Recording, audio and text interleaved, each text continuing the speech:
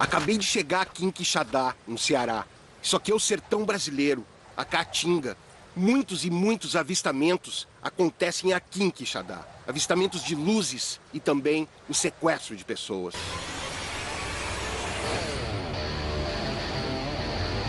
Meu nome é Fred Morte, terráqueo, brasileiro e mochileiro ufológico. Eu e minha equipe vamos em busca de diferentes fenômenos extraterrestres.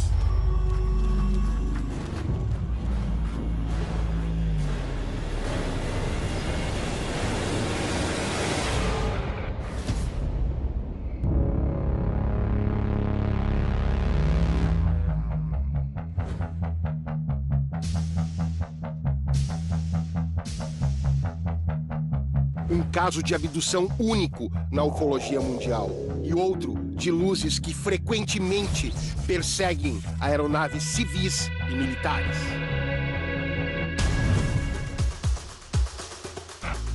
Uma cidade onde boa parte dos seus moradores acredita ter sido abduzida e estar sendo monitorada por extraterrestres.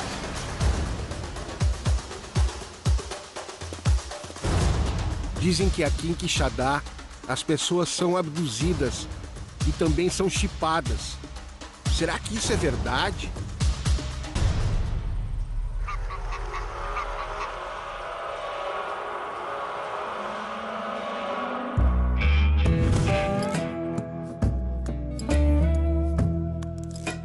Eu vou subir essa trilha agora para ver uma pareidolia que se parece com a cabeça de um ET.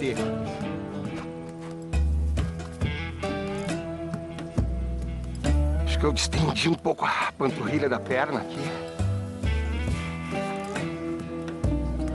Cai num buraco, né? Mas eu vou continuar a caminhada.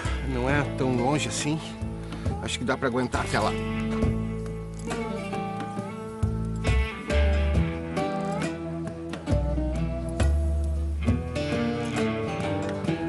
É ou não é uma cabeça de um Grey?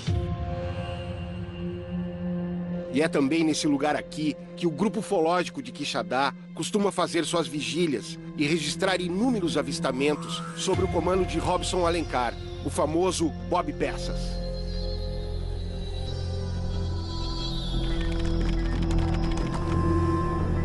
Quixadá não tem explicação, é um santuário. E na cidade em si, não sei se você observou, tem caras olhando como se estivesse vigiando Quixadá.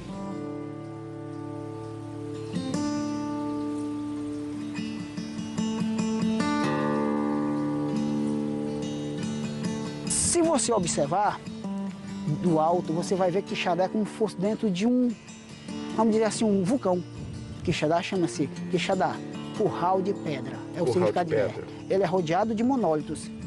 Então, com isso, eu entendo que o Quixadá ele tem uma energia diferenciada. Essa energia, os seres, com certeza, vêm buscar. Que eu tive conversando com alguns deles, me disseram o seguinte: depois do planeta deles, é Quixadá. Eles que falaram. Ah, é? Foi eu, não. Primeiro o planeta deles, depois é Quixadá. Depois Quixadá. Ele disse que Quixadá é especial. Essa é muito boa. Não, Incrível. que é especial, tenho certeza, né? Eu só estou dizendo o que me passam, né?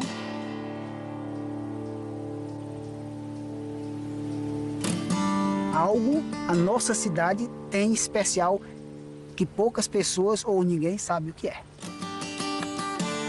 Obrigadão. Valeu. Valeu.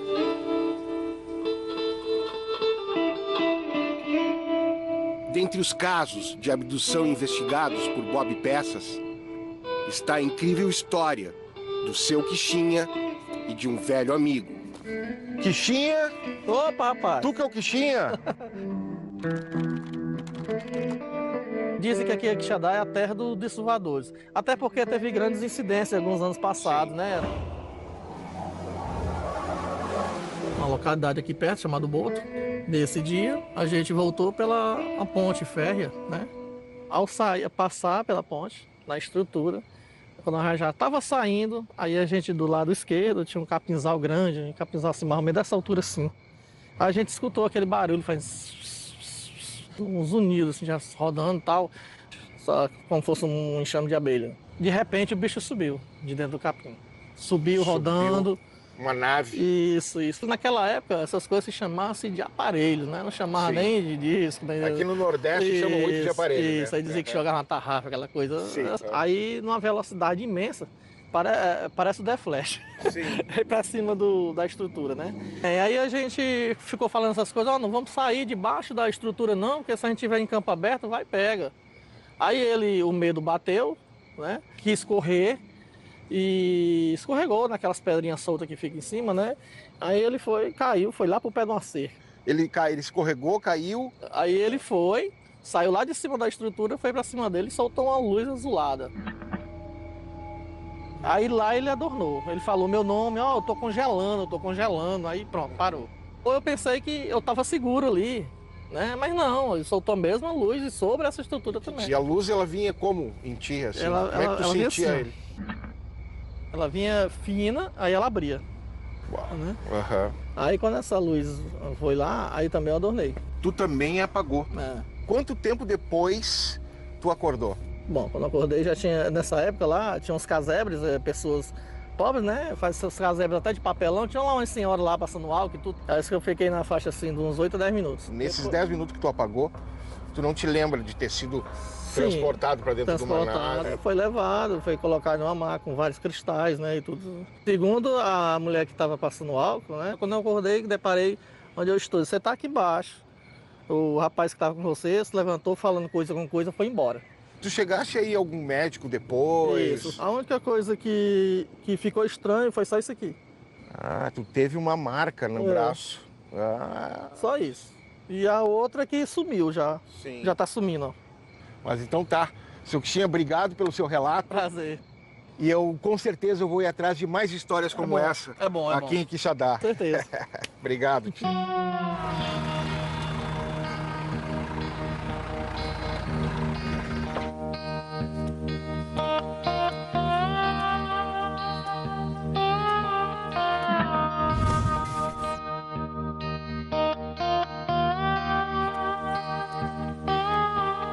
A grande escritora Raquel de Queiroz, nascida em Fortaleza, também foi testemunha do avistamento de luzes nos céus da cidade.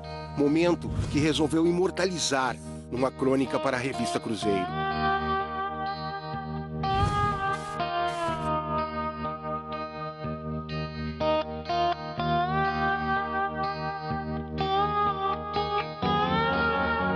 Escreveu sobre a beleza e o mistério das luzes, dos objetos partindo rumo ao horizonte do sertão nordestino.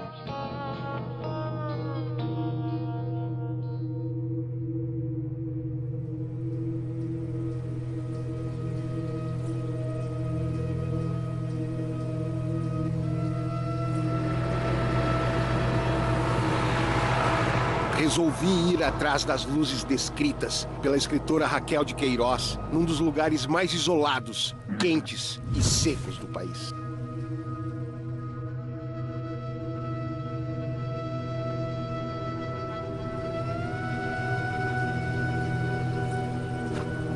O calor de 46 graus da Caatinga pode provocar rápida desidratação e delírio a qualquer explorador.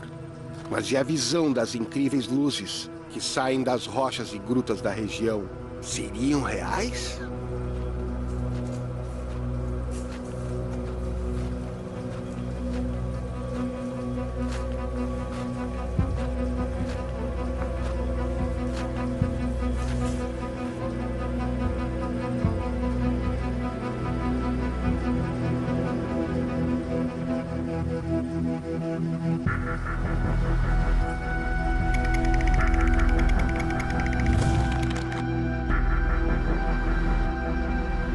Eu estava fazendo umas medições com o Geiger embaixo de um monólito e registrei uma pequena presença de radiação que não é exatamente perigosa. Talvez seja uma radiação natural por essas pedras estarem perto de alguma jazida de urânio ou então terem sido expostas a raios e luzes extraterrestres. Mas pode ser só o meu medidor, que ficou com pouca bateria. E a pessoa certa para explicar melhor as características geológicas dessas montanhas e a sua conexão com uma série de fenômenos ufológicos é o piloto e coronel Weslington Paiva, que foi perseguido em pleno voo por um objeto voador não identificado. De repente eu recebi um comunicado pelo rádio de um policial em terra de que uma luz estava seguindo o helicóptero.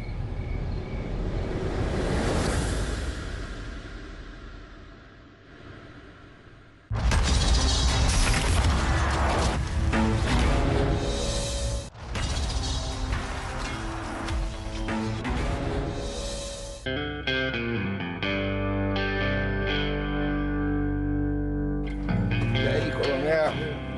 Como é que tá o senhor? Mais uma Tudo vez bem? aqui na nossa terra. Mais uma vez. Vamos Muitas lá. novidades, viu? Ah, é? Temos sim. Ah, quero saber todas, então, hein?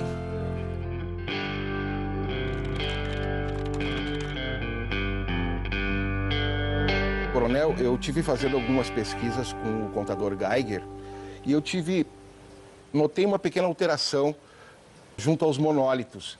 Existe alguma explicação para isso? Sim, acreditamos que nesse momento você chegou próximo a algum rocha que tivesse um índice altíssimo de materiais radioativos. E para você ter uma ideia, apenas 150 quilômetros daqui, em região no setor norte, nós temos uma das usinas de urânio maior do mundo.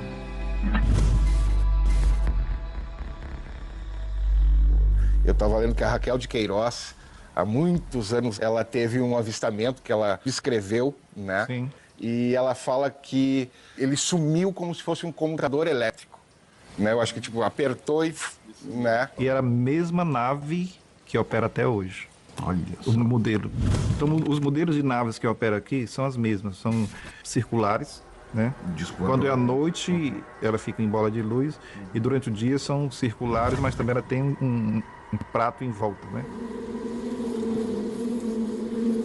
Aqueles formatos de charuto não aparecem muito aqui, ou também aparecem? Raro, raríssimo. É raro. Nessa região são raros. Um pouco da ufologia, ela relaciona as naves charuto aos seres reptilianos, né? Vamos usar a lógica. Cada ser é uma raça diferente. Existem variadas raças. Se eles vêm de planetas diferentes, ele tem uma tecnologia própria.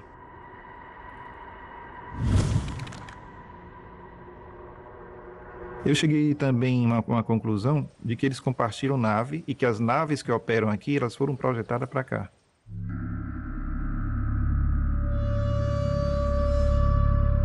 Existem missões do corpo humano, existem missões geológicas, missões atmosféricas e até missões de apresentação.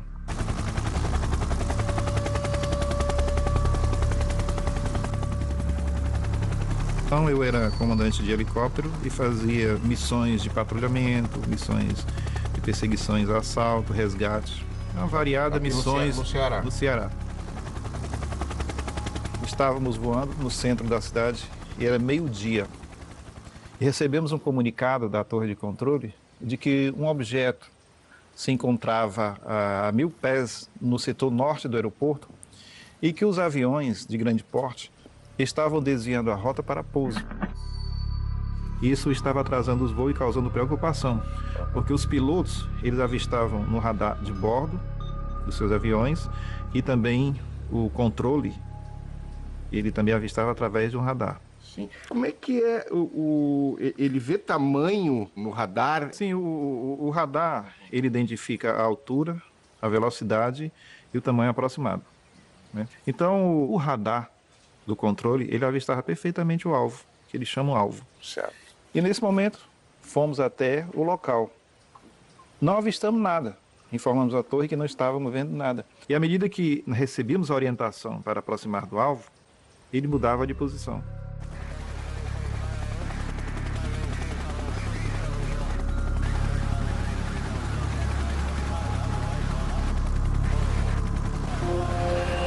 Essa aeronave, esse tipo de objetos que atuam na região, eles têm um tamanho padrão. Geralmente são de 10 metros, dependendo da missão dele, né?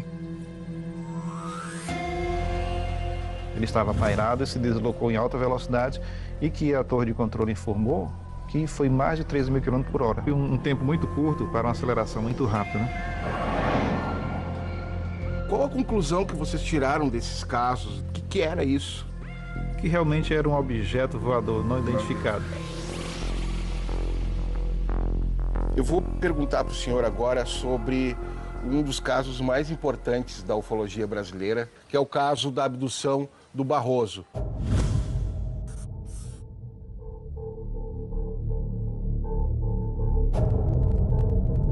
Em abril de 1976, o conhecido agricultor e comerciante Luiz Barroso Fernandes protagonizou um dos mais incríveis casos de abdução da ufologia mundial, marcado por estranha regressão mental e o rejuvenescimento da pele em todo o corpo. Às 3 horas da madrugada ele vinha para a fazenda, no qual você está avistando daqui. Fazenda lá. Aí ele teve uma tragédia no meio do caminho, no local chamado Santa Fé. Seu Barroso, como era de costume, por volta das 4 horas da manhã, ele tinha o hábito de ir para a sua fazenda.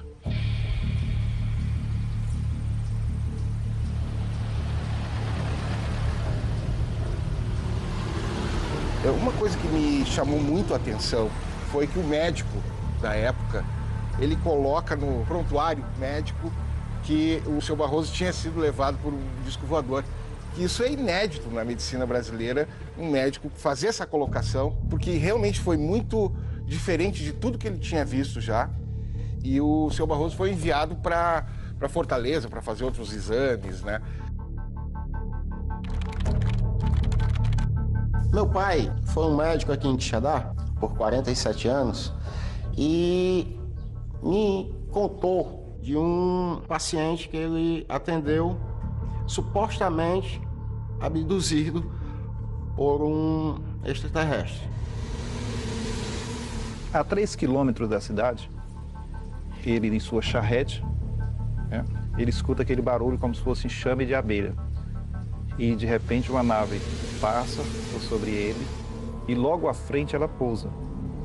Em seguida descem 2 seres, de roupas brancas, de estatura pequena, 1,10 m, 1,20 m, com alguma coisa na mão. E ele joga um raio no rosto do seu Barroso.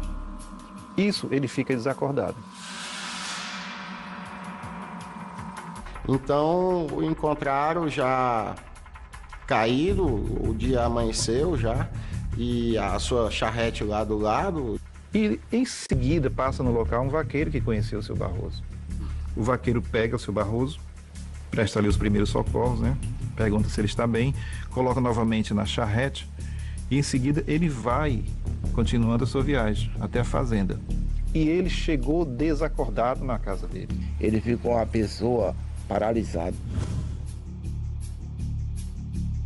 Então os familiares prestaram também os primeiros socorros a ele e ele volta a si. Ele narrou que viu uma luz, daí para frente não viu mais nada e tal. E cada dia que passava, ia se complicando mais o caso, até que ele deixou de falar. E quanto tempo depois de ele ter sido afetado por essa luz, ele começou a perder a memória? Foi muito rápido? Rápido, questão de poucos meses. Ficou perdido, logo aí fui perdendo a mente, lentamente foi perdendo a mente. E não andava mais, só deitado, só dizia uma palavra, que era mamãe. Ele ficou com a mente de criança. Logo levando para os médicos. Aí os médicos no qual constou que nós levássemos para um psiquiatra de Fortaleza.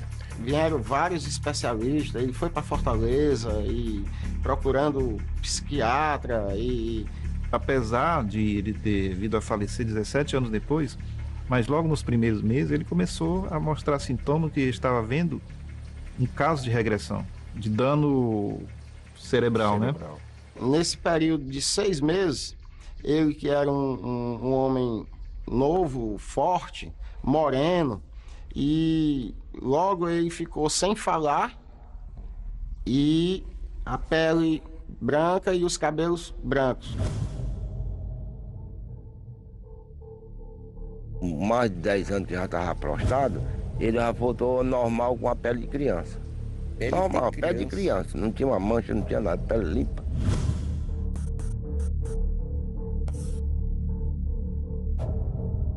Teve uma época que chegaram aí uns cientistas, Psiquiatra de Portugal, veio da Argentina, veio também de 2 da Espanha. Aqui é o Dr. Antônio e aqui é meu pai. Experiência se torna roteiro cinematográfico. Qual foi o diagnóstico do médico? Tem uma história interessante aí, né? Não chegava a uma conclusão, né?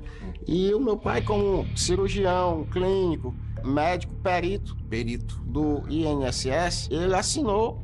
Foi o primeiro caso. Eu acho primeiro e único, né? No Brasil, a pessoa ser aposentada como uma doença desconhecida e supostamente uma abdução. Que isso foi a causa. É tanto que existe o documento no governo federal, que é o Instituto Nacional de Seguridade Social, né? Que na época ele atestou e acatou esse parecer. Eu quero saber onde é que é a estrada onde aconteceu essa luz que atacou seu pai.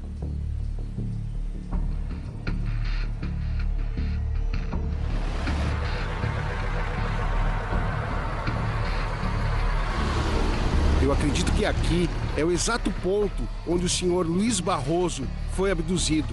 Ele conduzia sua charrete, como fazia todos os dias indo para Quixadá, e um disco voador desceu na frente dele.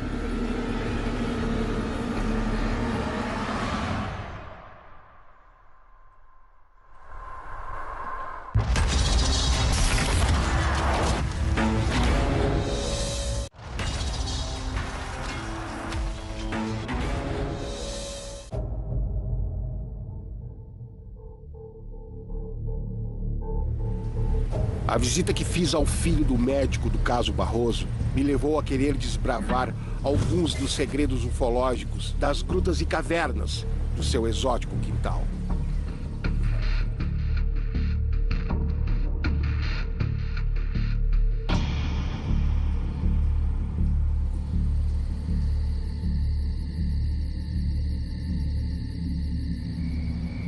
Coronel, como é que é o nome desse local aqui que o senhor faz as vigílias? Nós estamos em pleno sertão central, em Quixadá, na Serra do Santuário, né?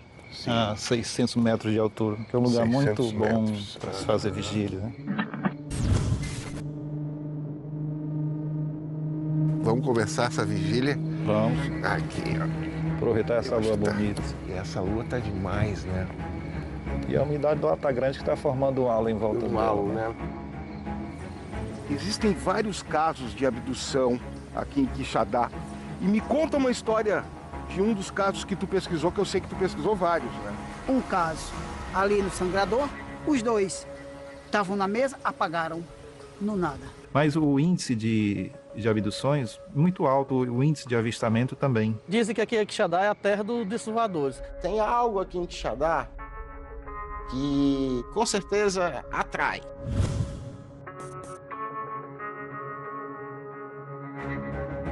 Interessante esses casos de abdução, né, Coronel? Porque não é uma coisa normal que está acontecendo. E são vários casos aqui na cidade, né? Simplesmente foram abduzidos 1h30 da tarde. Às vezes as pessoas, elas não querem relatar em virtude de terem vergonha de contar os seus casos. Eu conheço 60% dos abduzidos daqui que não tem coragem de chegar e falar. Eu tomei conhecimento, né? Sim. Que uma dessas pedras, ela é o local onde a casa dos discos voadores, né? Eles passam aí Aqui na tua propriedade. com o pessoal que fazem aí as vigílias, né? Nós temos mais um caso que foi fatal e teve mais 3 casos em que as pessoas tiveram a regressão. E o modo operandi de descer foi o mesmo. Jogou um raio na pessoa.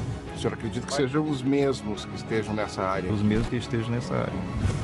Quixadá é um lugar que o fenômeno e a tipologia de naves parecem se repetir ao longo dos anos. Seria o objeto registrado em vídeo nos anos 90 pelo ufólogo amador Bob Peças o mesmo aparelho que pousou a poucos metros de Luiz Barroso 2 décadas atrás?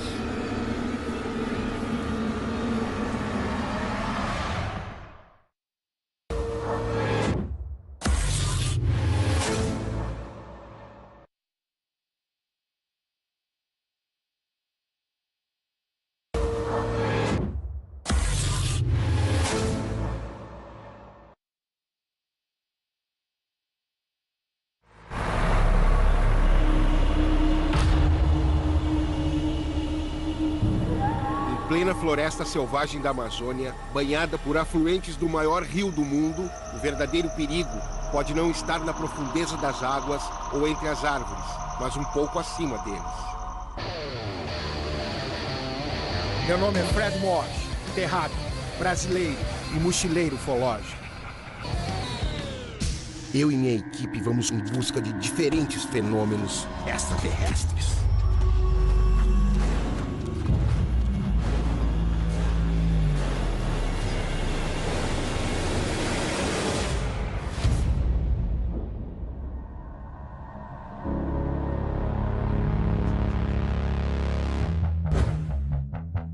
Ilha de Colares, Amazônia Paraense, palco de um dos mais espetaculares eventos ufológicos da história.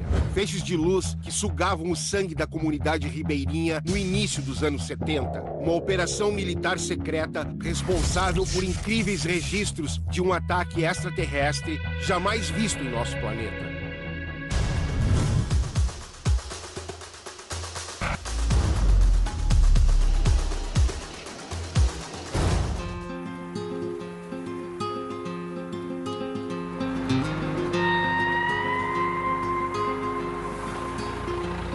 Young poet lay drunk on a barroom floor,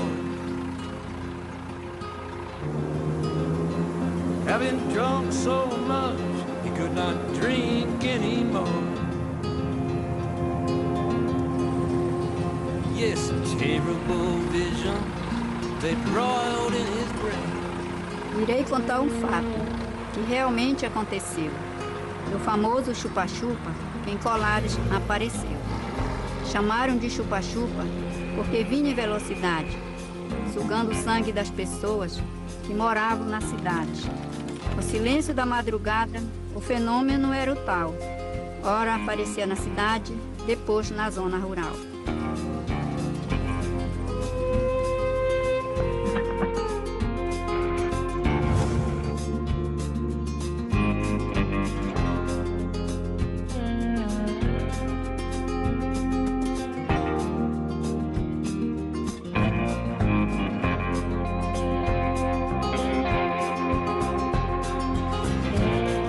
Aqui no centro de Colares, e a cidade ela é bem pequenininha, mas tem muitas coisas interessantes para se ver. Ó, como isso aqui, ó, muito legal, e é uma barbearia. Vamos lá, dá uma paradinha aqui. Tudo bem? Como é que tá? Prazer, Frederico. Me diz uma coisa, é tu que faz essas esculturas? Eu que faço todas essas obras por Colares, tudinho é o que faço na cidade. A minha inspiração foi mais sobre a Operação Prato, né, que veio aqui em Colares, daí nos anos 70, então eu tive essa ideia, né, transformar a minha barbearia numa imagem melhor, né, os ETs, né? Sim, eles jogam futebol, eles têm naves. Né? As pessoas gostam, sabe, chegam aqui, corto o cabelo, tiro foto, né, e é bom.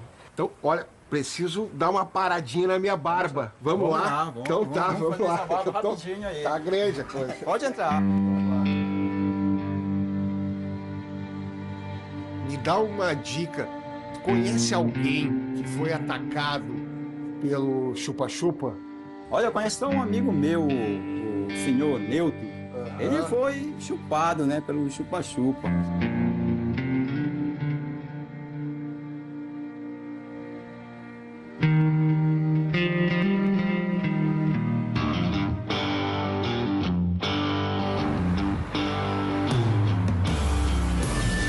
Meu esposo, na época namorado, chegou em Mocajatuba desesperado, dizendo que na cidade estava aparecendo um objeto não identificado. Então falei para ele, aqui a mesma situação. À noite acendemos fogueira, para ficar de prontidão. Chegando à madrugada, ele veio para assustar, procurando meu esposo e não pôde se livrar. De todos os atingidos, é um dos sobreviventes. E se chama Newton Cardoso, mais conhecido por Tenente. Naquele tempo eu estava namorando com ela. Eu cheguei lá umas 9 horas da noite. Ela me perguntou assim, o que foi que tu vieste fazer? Eu digo, rapaz, olha, eu vim atrás de ti porque está ocorrendo um fato em Colares e a gente não sabe o que é. Aí eu disse assim para ela, poxa, eu quero dormir. Quero dormir, que eu estou muito cansado. Aí ela disse assim, olha, eu vou armar a tua rede. Tá bom. Quando eu vi que eu estava dormindo, estava num bom sono, eu vi aquele negócio, sabe? Aquele negócio veio assim me aquecendo, sabe? Me aquecendo assim, desse lado aqui do meu pescoço, né? Veio me aquecendo. Você sabe como a gente pega num fio de eletricidade e dá aquele choque? Sim. Aquilo ali me deu umas 3 sugadas desse lado assim. E aquilo rápido, sabe? Eu comecei a fazer movimento, sabe? Movimento na rede pedindo socorro para ela que me ajudasse. Deitado em uma rede, ele veio lhe chupar, atingindo seu pescoço, que não podia falar. Quando vê desmaiado, comecei a gritar, chamando a Dona Mita, a enfermeira do lugar. Aí ela pegou, começou a gritar, Dona Mita, vem aqui, me acuda, pelo amor de Deus. Eu ouvia malmente aquilo ali, sabe? Ela tá gritando. É que quando eu vi assim, né, me deu um salto, aí fiquei sentado na rede. Aí eu acordei a casa cheio de gente lá, sabe? Eu digo, rapaz, o que é que tá acontecendo aqui? Ela disse assim, olha, foi o chupa-chupa que te chupou, sabe? Eu digo, rapaz, nem me fala um negócio desse. Depois do acontecimento, ficou traumatizado. Dormia embaixo da mesa, com medo de ser chupado. Eu dormia debaixo de um balcão, com medo, né? Com medo, né? O pânico foi imenso aqui na cidade. Turistas chegam em Colares e começam a perguntar onde mora seu Newton, que queremos entrevistar. Aí ficou a marca desse lado aqui. Ficou uma marca. Ficou uma marca, uma roda aqui e um furo aqui dentro. Né? E sendo religiosa, foi difícil acreditar. Aconteceu na minha casa, acho bom recitar. A poesia do chupa-chupa, para ninguém duvidar. Sou poetisa Normalina, da Praia do Maitá.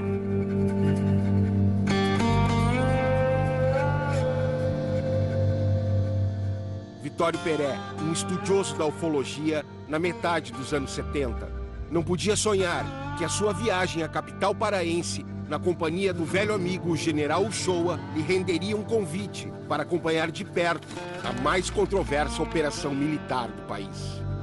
Essas luzes, elas passaram a perseguir as pessoas. A perseguir as pessoas. E as pessoas chegavam a fugir através da floresta. Elas aproximavam de maneira assim, bastante sorrateira e chegavam realmente assim, muito próximo da vítima, né? E aí, quando ela chegava próxima, ela posicionava de onde partiria o foco e, em seguida, o emissor que lançava o feixe luminoso.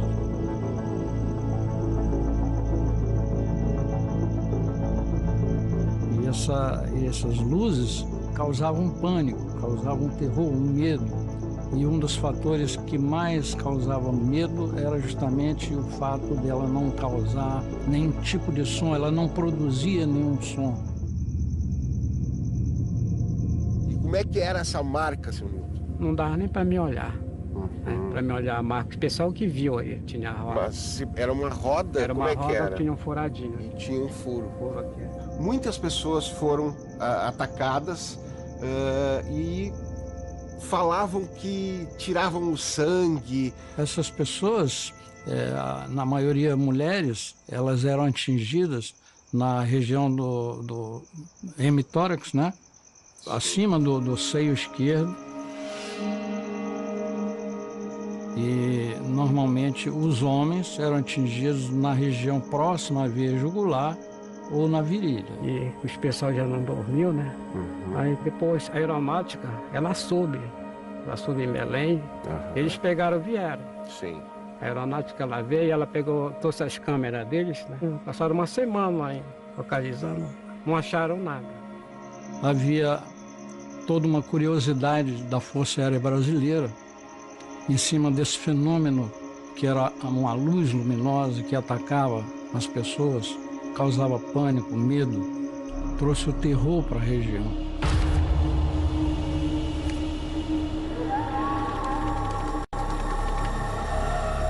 Minha atividade era exatamente segurança do Estado, tá? As coisas que envolviam comprometimento da segurança nacional. Havia uma série de relatos de pessoas que tinham sido atingidas por uma luz e que julgavam que ele estivesse sugando o sangue das pessoas. Um deles disse, olha aqui, em cima. Nós olhamos, aí o herói brasileiro tremeu nas calças. Eu olhei e tinha um disco, um troço enorme, parado em cima da gente.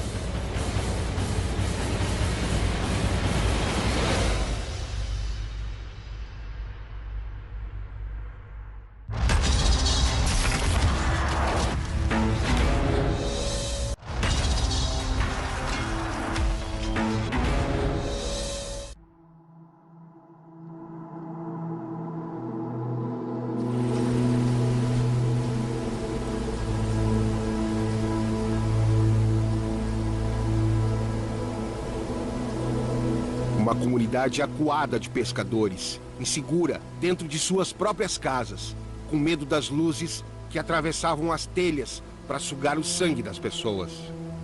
Uma população que logo passou a se reunir debaixo de uma árvore gigantesca durante a noite, em volta de inúmeras fogueiras, armada e à espera do inimigo, que vinha do horizonte em sua direção, flutuando sobre as águas.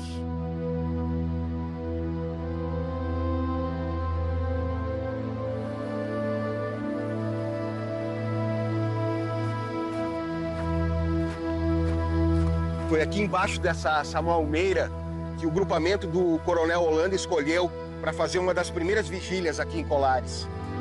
Depois eles resolveram se mudar aqui para frente, que eles tinham uma visão mais privilegiada ainda da região.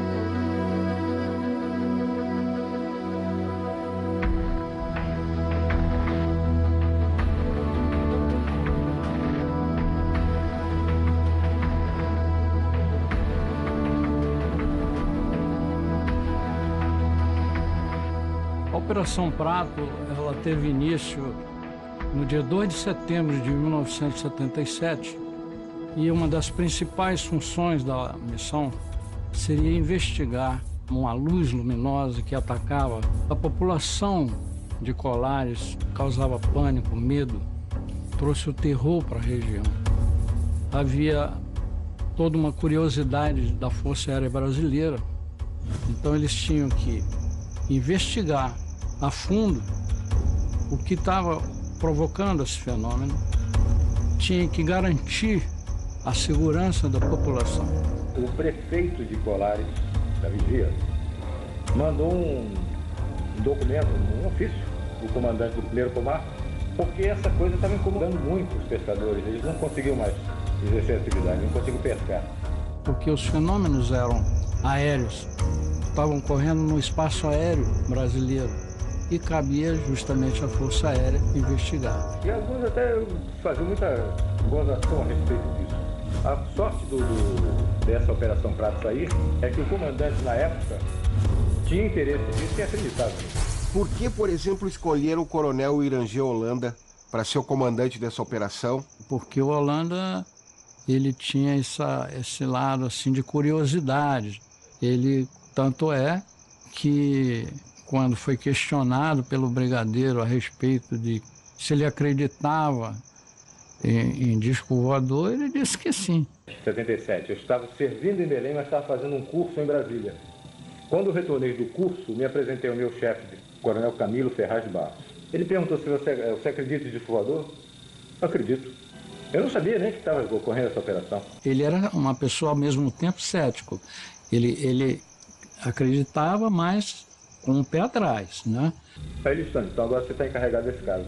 Aí me deu a pasta com o início da operação para que eu tomasse conta do assunto e ficasse encarregado do caso.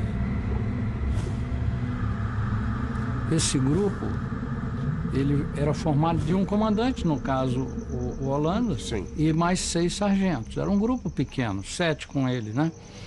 E todos tinham formação meteorológica. Justamente porque os fenômenos, em alguns momentos, pareciam ser fenômenos meteorológicos.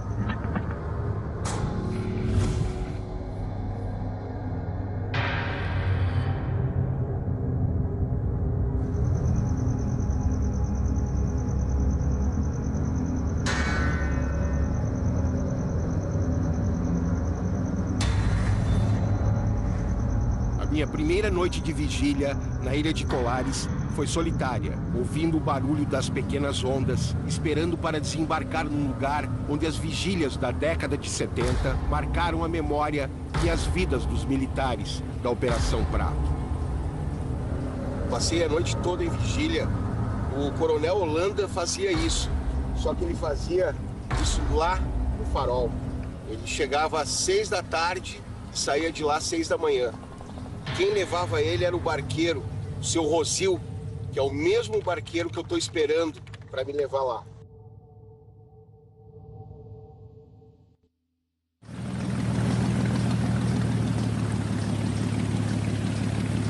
Como é que tá o senhor? Tá, tudo bem. Tudo bem? Vamos lá então? Vamos lá.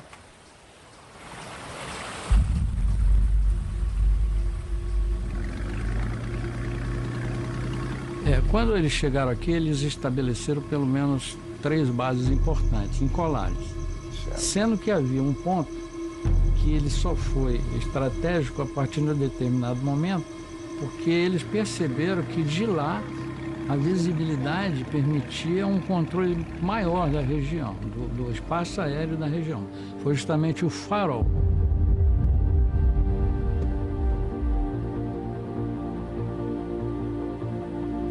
Como é que eram os avistamentos? Agora eu quero que o senhor me conte como é que aconteciam as luzes, da onde é que elas vinham. As luzes, as 3 luzes, era amarela, era vermelha e alaranjada.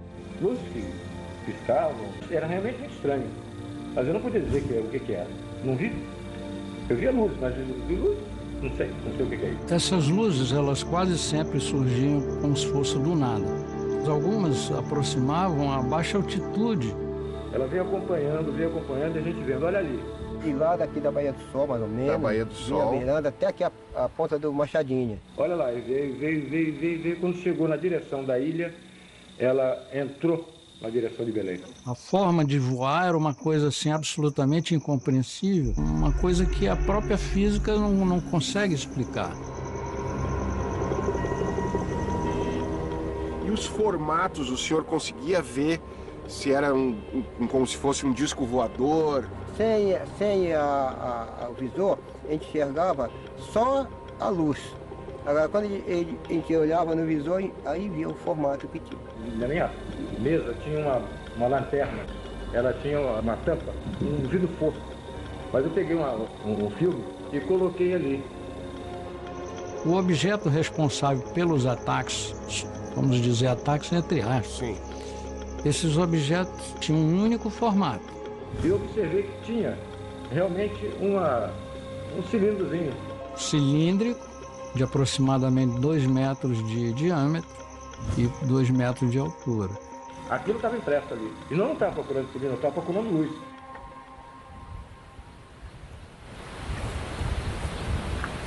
Ah, o formato de pirâmide, piramidal.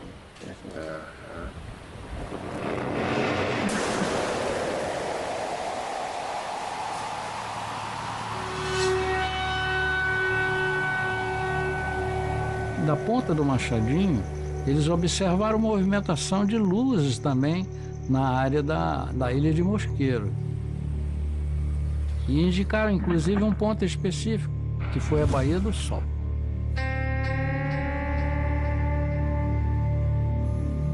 Próximo à Baía do Sol existia lá, e existe ainda, um coreto.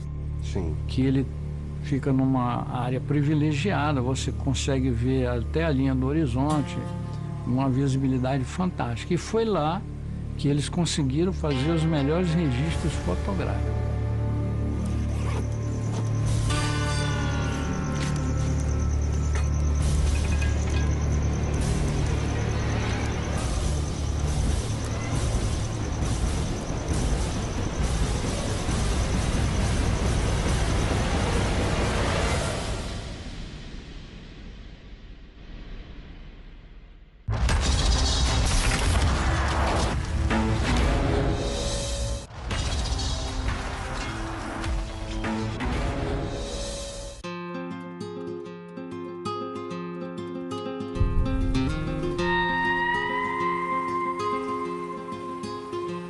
A young poet lay drunk on a barroom floor. having drunk so much he could not drink anymore. Yes, terrible visions, they broiled in his brain. He dreamed he was riding on a hell-bound train. There was an engine with murderous blood, it was Dan. Em 1975, essa região era praticamente inabitada, era pura mata, né? O que estariam fazendo essas luzes aqui? No meu entender, elas vêm aqui em busca de informações genéticas, da memória genética dessas populações autóctones.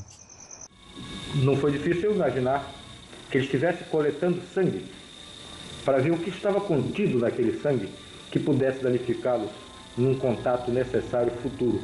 Às vezes, dentro de uma multidão, 1 ou 2 ou 3 pessoas são escolhidas e atingidas, e muitas vezes essas pessoas não são atingidas uma única vez. Eu exigia com ele assim, pô, coronel, será que esse negócio vai prejudicar a gente? Ele disse, não vai prejudicar não. Eu não sei o que essa luz com alta energia, o que ela podia fazer, se ela podia transportar esse material também, tá? Mas pensei que ele estivesse coletando material para se defender. Quanto tempo durou a Operação Prato e por que ela terminou? A Operação Prato ela durou de setembro a dezembro de 77. Perguntei ao Holanda, eu digo, Holanda, você acha que foi o que interrompeu a missão? Aí ele disse, olha, peraí, eu tenho a suspeita que eu fui substituído e a missão foi interrompida a partir do momento em que eu me dirigi ao brigadeiro Protásio, informando para ele de um contato que nós tivemos com um dos ocupantes de uma nave. Ele veio lá em casa, o coronel Holanda. Sim. Ele veio, né? E ele trouxe um radinho assim, e veio mais outra pessoa com ele. Meio se desesperou uma noite, que até murrar a câmara lá, que bravo. Porque os camaradas, ele ligava, né? Falava, mas ele não entendia o que eles diziam de lá. Sim. Eu falo 7 idiomas, parece que ele falou para mim, e nenhum desses eu entendo.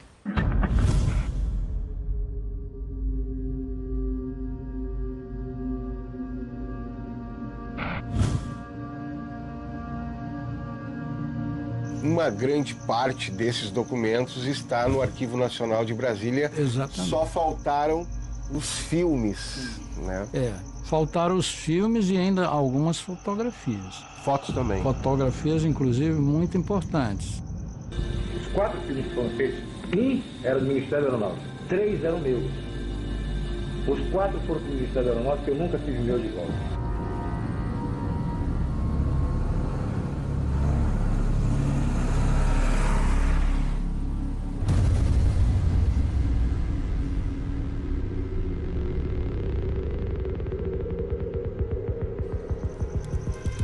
Perê, a gente está aqui nessa praia cheia de mistérios, né? Cheia de histórias, que é a Praia do Machadinho. Me conta algumas que aconteceram contigo aqui. Olha, aqui houve um determinado período em que uma única nave foi observada durante vários dias seguidos. E essa única nave era uma nave gigantesca, era uma nave-mãe, em que os militares diziam que de dentro dela saíam esferas luminosas. E eles filmaram e fotografaram. Infelizmente, essa é uma das fotos que também está desaparecida. Os avistamentos são casuais, né? Mas eles continuam acontecendo.